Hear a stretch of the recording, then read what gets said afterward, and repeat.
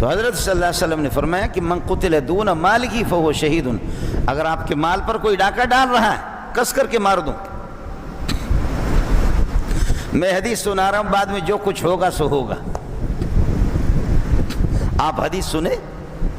من قتل دون مالہ فہو شہید، اپنے مال کی اگر دفاع کر رہا مارا غازی، چاہے وہ شیخ الحدیث کا بیٹا ہو یا پیر طریقت کا کسی پیر صاحب کا، اس لیے کہ پیر اور مولوی کے بیٹے اور بے غیرت ہوتے ہیں، وہ تبلیغی صاحب کا اور محتمم صاحب کے جو زکوٰۃ کھا کر کے بیٹا کا دماغ خراب ہو گیا، لوگوں کی زکوٰۃ لے کر کے اس کو دیتے رہے، پیر صاحب نے بھی مفت کے پیسے لے کر کے، چاہے وہ شیخ الحدیث کا بھی بیٹا ہو یا پیر صاحب کا بیٹا ہو، کس کر کے اس کے منہ پہ مارو۔ من قتل دون مالہ فہو شہید،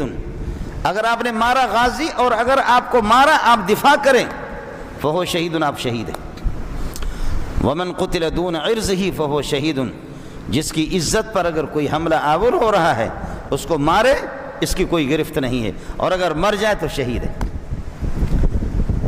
اس کو سب بھی مانتے ہیں، اس کو ہندوستان کافر بھی مانتے ہیں، کافر بھی کہتے ہیں کہ اگر میری ماں پر اور بہن پر اگر کوئی حملہ کرے گا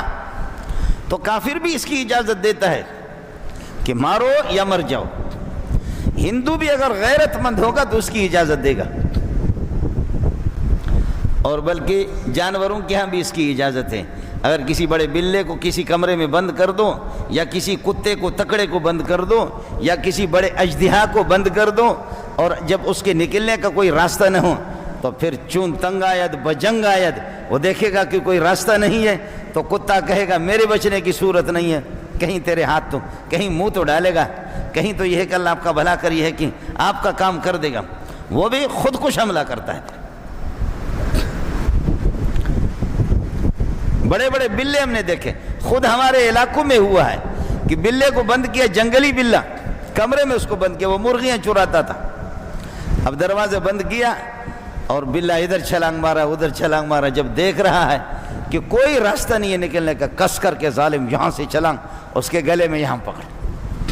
اب کھینچ رہے، چیخے وہ مار رہا، لوگ آ کر کے اس کو پکڑا،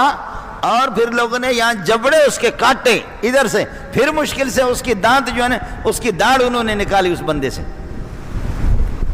وہ تو کرے گا۔ جان بچانے کے لیے جان، عزت، مال، دین، یہ سب برابر ہے، دین سب سے زیادہ قیمتی ہے، دین اس سے بھی زیادہ قیمتی ان سب سے۔ ماں کی عزت بچانا، بہن کی عزت بچانا، اگر کوئی کافر بھی ہے، ہندو بھی ہے، سکھ ہے، یہودی ہے، عیسائی ہے، لیکن اس کی بیوی، اس کی ماں، اس کی بیٹی کی عزت لوٹنے کے لیے کوئی آتا ہے تو یہی ہے، یا جان کا نذرانہ پیش کرے گا یا سامنے والے کو جہنم میں پہنچائے گا، وہ چاہے گا، اور اپنے مال کا بھی مسئلہ یہی ہے، اس لیے شریعت نے یہی کہا ہے۔ ابتداء مسلمانوں کی اجازت نہیں تھی، لیکن بعد میں جب ظلم و زیادتی بڑھ گئی، رواداری کی ایک حد ہوتی ہے، صبر کی ایک حد ہوتی ہے، اس کے بعد فرمایا اذن للذین یقاتلون بانہم ظلموا وان اللہ علی نصرہم لقدیر۔